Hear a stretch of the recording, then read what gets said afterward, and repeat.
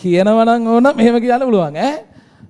District rank එකේ ඒවා 5ක් තියෙනවා කියලා. බදුල්ල එක තියෙනවා, නුවරඑළිය බයෝ එක තියෙනවා, නුවර මැත්ස් එක තියෙනවා වරහන් අස්සේ සිංහල මාධ්‍යයෙන්.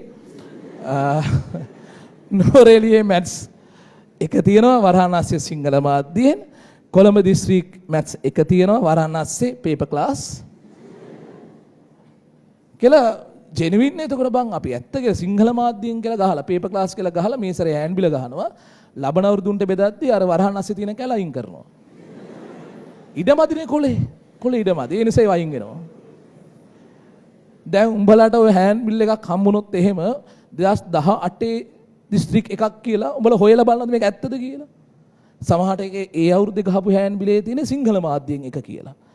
දැන් බෙදෙන උඹලාට තියෙන සිංහල මාධ්‍යයෙන් කියලා නැහැ.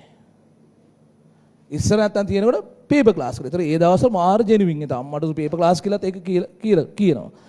පස්සේ කාලේ දැන් 2030 වගේ කියපන්කෝ. 2030 ළමයට ඔය බෙදුවම උන් දන්නේ නැහැ. උන්ට හොයන්න වෙබ්සයිට් එක ගහලත් රජයේ වෙබ්සයිට් එක ගහලත් හොයන්න බලන්න කලින් අවුරුදු ඉන්ඩෙක්ස් නම්බර විතරයි. පරණ අවුරුද්ද හිතන හොයන්න අර පුළුවන් වුණත් කවුරුද හොයන්න යනවා කියපන්කෝ. එහෙම නෙවෙයි. හරියටම කියද්දි දිස්ත්‍රික් එකක ඉන්ඩෙක්ස් නම්බර එක ගැහුවම දිස්ත්‍රික් එක කියලා වැටෙන ඒවා දෙන්නෙක් ඉන්නවා. නිල වශයෙන් කියපු දෙක කියලා වැටෙන ඒවා හතරක් ඉන්නවා නිල වශයෙන් කියපු.